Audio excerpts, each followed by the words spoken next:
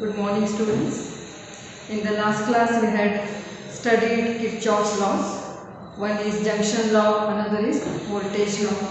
And these two laws we shall be using now in the next important derivation. This derivation is to derive the condition of balance for a Wheatstone's bridge. Sometimes it is also called as Wheatstone network. So we shall find out the condition of balance using Kirchhoff's laws. So if you are perfect with the Kirchhoff's laws, that is the junction law and the voltage law, if you are knowing correctly how to apply the sign convention, then this derivation becomes very easy. Otherwise simply you have to by heart the derivation.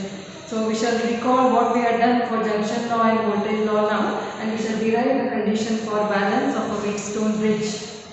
Why this word Wheatstone? He is a British physicist who had derived this bridge to determine the unknown resistance. So this Wheatstone's bridge is called because this galvanometer, it is a bridge between 2 points which are having the same potential. So this is called as Wheatstone bridge, named after the physicist Wheatstone. It is also called as Wheatstone's network also. So now we shall first see the diagram. What is a Wheatstone's bridge? This Wheatstone bridge consists of 4 resistors connected in cyclic order. You can see the resistors now. I have 4 resistors here. Let us go in cyclic order. R1, R2, slight change here, R4 and R3. These are connected in cyclic order. They are connected in the form of a quadrilateral. That quadrilateral is A, B, C, D. So 4 resistors in the form of a quadrilateral. This arrangement is called as Wheatstone bridge. Now 2 opposite terminals are there for the Wheatstone's bridge now. This is A, B, C, D. A and C is one pair of opposite terminals. B and D is another pair of opposite terminals. Now what is the next arrangement? Between any pair of opposite terminals, let us say A and C, I can connect a battery here. EMF is E. Let us now neglect the internal resistance of the battery. In the problem, internal resistance will be there. For the derivation, we are neglecting the internal resistance. So it is having EMF E. Now here between the other pair of opposite terminals, that is B and D, we connect a galvanometer having resistance equals to G. So this is this simple arrangement. We call it as the Wheatstone bridge. What is the aim of the derivation? We shall find out when is the Wheatstone's bridge said to be balanced and what condition is required for the balanced Wheatstone network. So to obtain the condition of balance, we are making use of the Kirchhoff's laws. Now let us start with the laws. Before that, you see clearly what are the currents over here. We start with the positive terminal of the battery. Main current is I. The I current comes to the point A. It divides into 2 branches. I1 flows to R1 and I2 flows to R2. Then this I2 comes to the point B. Again it divides into 2 branches. Ig flows to the galvanometer and I4 flows through R4. Here I1 comes to the point D. Ig again comes to the point D and the resultant current I3 flows through R3. So now again these 2 currents I4 and I3, they combine to form the main current I. So this is the arrangement of this Wheatstone's network. Carefully you have to see the directions of current, and now we shall apply the junction law for 2 junctions. Which are the junctions I have told you? One is the point B, another is the point D. We are applying junction law to the junction B and D. You will get 2 equations. We shall apply the voltage law to 2 loops. What are the 2 loops here? One loop is only a portion of this. This is a big network, you can see. I will take only a small portion of it. Small portion of a complex network. I have told you it is called as a loop, closed path for current. Now you can see how many loops are there in this diagram. Let us not take the whole thing like this ABCD. We shall take one loop here. A, B, D, A. So this is one loop. Another loop also is possible here. That is B, C, D, B. This is another one. So 2 loops I am getting. For the 2 loops again I will be applying Kirchhoff's voltage law. Now let us start with the junction law. Junction law we shall apply. KCL is the junction law. We shall apply it at the junction B. What is the junction law? Junction law is nothing but the sum of currents towards the junctions is equals to sum of currents away from the junction. This is your junction law. Okay. So this junction law, now here we shall apply to the point B. What are the currents towards the junction? I2 comes towards the junction. What are the currents going away from the junction? I4 is going away from the junction. IG is also going away from the junction. So what will happen at the junction B? Incoming current is I2. So I2 will be nothing but sum of outgoing currents. What are the outgoing currents? I4 plus IG. So I got equation 1. Now same junction law we shall apply to the point D. Find out what are the currents towards the junction. Two currents are there towards the junction. I1 comes towards D. IG also comes towards D. What is the outgoing current? It is I3. So how will you apply the junction law? Sum of currents towards the junction, that is I1 plus IG. I1 plus IG is equals to currents away from the junction. Only one current is away from the junction, that is I3. So it is equals to I3. So I got two equations, equations 1 and 2. I got these equations using the same law, Kirchhoff's current law at the junctions B and D. Now two loops I have told you. For these two loops, we shall apply the voltage rule. Again for voltage rule, you have to remember the sign convention. Revision of that voltage law. Voltage rule is like this: summation E plus summation IR is equals to 0. Very carefully you should remember the sign convention. E is positive when we move in the direction of increase of potential, that is negative terminal to positive terminal, it is plus E. And if you move against the direction of current, you will have plus IR. Reverse, you will have for the decrease of potential, you take traverse SL from positive to negative terminal, decrease in potential, so it is minus E. If you go in the direction of current, it is minus IR. So we shall apply the sign convention now to this loop, that is A, B, D, A. How to traverse the loop is your choice. You can go either in the clockwise, you can also go in the anti-clockwise. Result will be the same. Let us say we are going in this anti-clockwise direction for the loop A, B, D, A. So I have written it here. By KVL for the loop A, B, D, A. Now here, if you see this, we are having only 3 resistors. G is the resistance of the galvanometer. 3 resistors are there. There is no cell in the circuit. So this summation E does not come into play. You will have only summation IR equals to 0. So now let us go in this direction. So first product, we are going in this direction. Current is also moving in the same direction. So this term will become minus. Minus I1 R1. So that will be your first one. Minus I1 R1. Move ahead. You are going in this direction. Current is in the opposite direction. So when they are opposing, it is plus. So plus IgG. Plus IgG. Move ahead again here. You are going in this direction. This is your direction of traverse. This is the opposite current. So they are in the opposite direction. So again it becomes plus. So plus I2 R2 is equals to 0. So this is my equation 3 by the voltage law. Same thing we shall apply to the second law. B, C, D, B. This is another loop. Let us also traverse this loop in the same anti-clockwise direction. And now here also, how many? No cells are there. Only 3 resistors are there. What are the 3 resistors? G, R4 and R3. And the currents are shown in the figure. Now let us go to the product now. I am going in this direction now. Now first, I am going in this direction. Current is also flowing in the same direction. When they are in the same direction, it is minus. So it becomes minus I3 R3 first term. Then we come across here. I am going in this direction. Current is in the opposite direction. So opposite direction means it becomes plus. So it becomes plus I4 R4. The last product. I am going in this direction. This direction and this direction, they are in the same. So I will write it as minus IgG is equals to 0 because no cells are there. So I got another equation 4 by KVL. So I got 4 equations.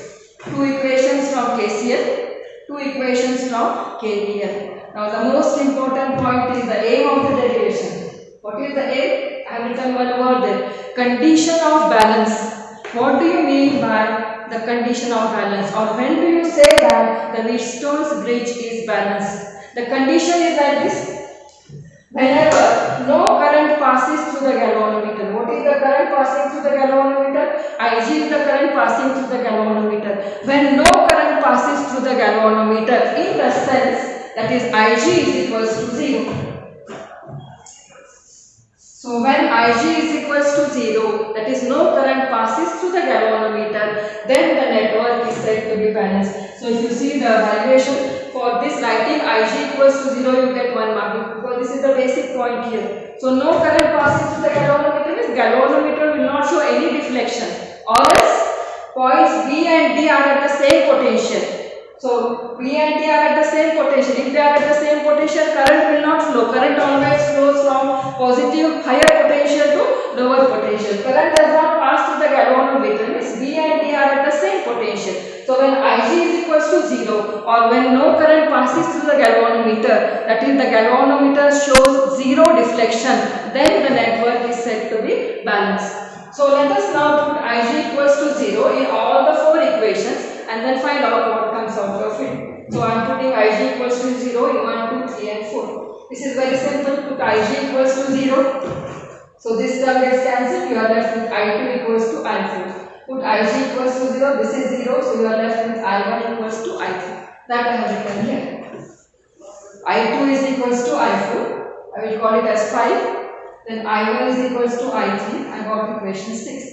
Same thing, Ig equals to 0. We shall put in equations 3 and 4. So wherever Ig term is here, it becomes 0. Here also Ig term is there, this becomes 0. So here we are left with 2 terms.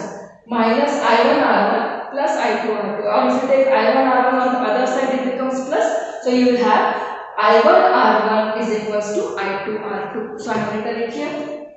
I1 R1 is equals to I2 R2. A slight rearrangement. Take I2 on the other side, you will get it as I1 upon I2 is equals to R2 upon R1. Let me call it as equation 7. Same thing we shall do in the last equation, that is your equation 4. Putting Ig equals to 0, you are left with only 2 terms. One is negative, another is positive. You take this on the other side, it becomes plus. So you will have plus I3 R3 is equals to I4 R4. So I have written it here. I3 R3 is equals to I4 R4. Again slight rearrangement. I will take the ratio I4 here. So I3 upon I4 is equals to R4 upon R3. Now for this term, I3 upon I4, I shall make use of equations 5 and 6. What is I3 current? I3 is equals to I1. So for I3 I have written as I1. What is I4? I4 is equals to I2. So I have written for I4 as I2. So I have substituted for both I3 and I4. I get it as I1 upon I2.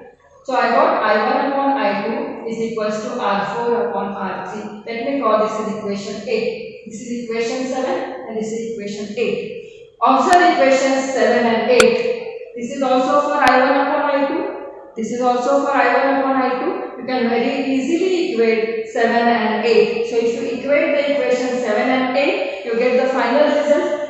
R2 upon R1 should be equals to R4 upon R3. So that is the final condition I have written here. R2 upon R1 is equals to R4 upon R3. So how to remember the condition?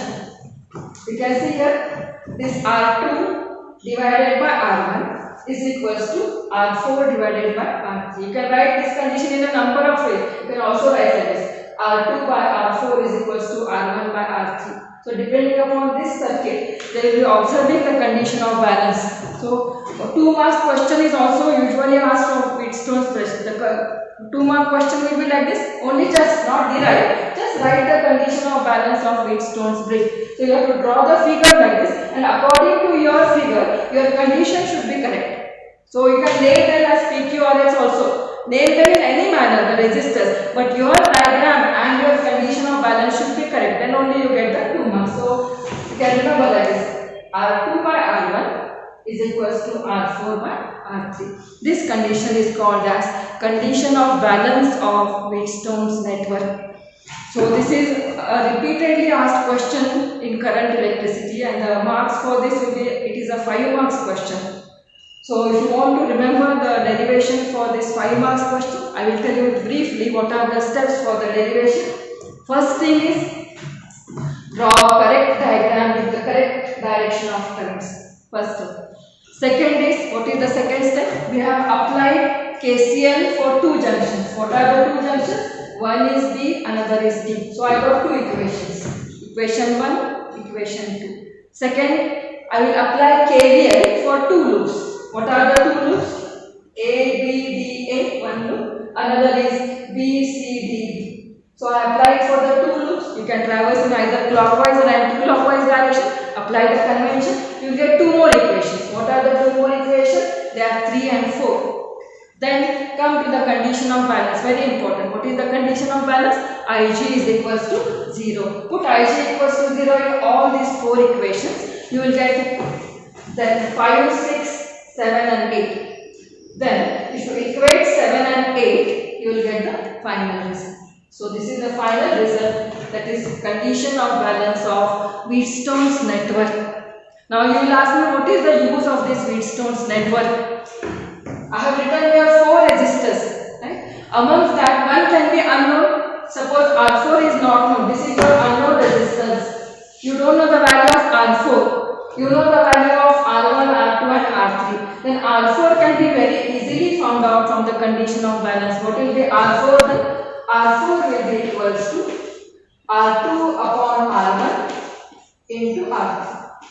So these three are known, you can find out the unknown resistance. So if 3 resistance are known, 1 is unknown, you can find out the unknown resistance using the Wheatstone's bridge. So this is called as condition of balance of Wheatstone's bridge using the Kirchhoff's laws. Now, one practical form of Wheatstone's network that you will be doing in the lab. So what is the experiment that is based on this Wheatstone's network? One experiment based on this Wheatstone's network is called as meter bridge. So you will be doing this experiment in the lab, meter bridge. So when you come to the lab, actually do the connection, you will know the Wheatstone's condition more correctly there, how you get a null deflection in the galvanometer. So what is the principle of a meter bridge that you should remember? The principle of this meter bridge is nothing but balanced Wheatstone's network. And what is the use of meter bridge? To find out the unknown resistance. And if you know the unknown resistance, then you can find out the resistivity of the wire. So this is the one practical application of Wheatstone's network, meter bridge. So when you come to the lab and do the experiment, you will be understanding it more clearly. Usually whatever experimental part is there in the theory, it is not asked there, because for practicals already 30 marks are there. Only just you remember what is the practical form of Wheatstone's bridge, that is your meter bridge. So in the lab we will be giving you the notes of this meter bridge. You will know the experimental arrangement, how to do the experiment, principle experiment. That time you can learn the meter bridge there. This is one. And one more experiment is included at the end of the chapter, that is called as potentiometer. This experiment also you are doing in the lab. The aim of this potentiometer is to find out the internal resistance of a cell and to compare EMF of two given cells. These two experiments are also there in your lab. You will be doing that. That time you will be understanding what is the principle, etc. for this. So these two experiments are there at the end of the chapter. You can learn it from your practical charts. They usually don't ask it in the theory because they are already there as an experiment. So this is about your Wheatstone's bridge. Understand the network carefully, revise this question again and again because it is a repeatedly asked question. So next time we shall do some problems on this Kirchhoff's laws and other problems on current electricity. So all those theory part becomes more clear. This is all for today's session. Thank you.